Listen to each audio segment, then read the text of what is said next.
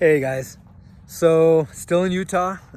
Stopped at another BML land, BML land, right? Bureau. Oh no, BLM. Getting it mixed up. A little dyslexic, I guess. So Bureau of Land Management, which is basically just federal land that you could stay on for up to 2 weeks camping.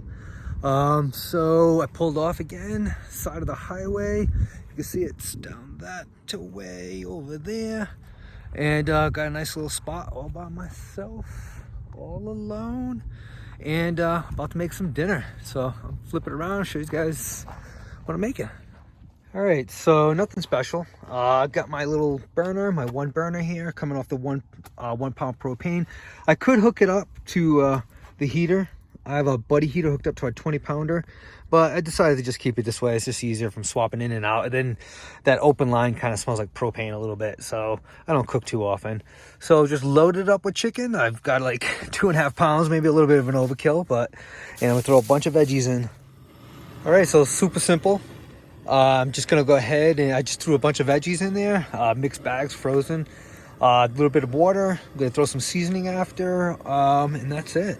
Reason why I'm cooking inside instead of outside is you can see the ground's pretty. They got this like prickle bush, weed kind of stuff everywhere. Plus, it's just really sandy, and I'm just too lazy to clean up.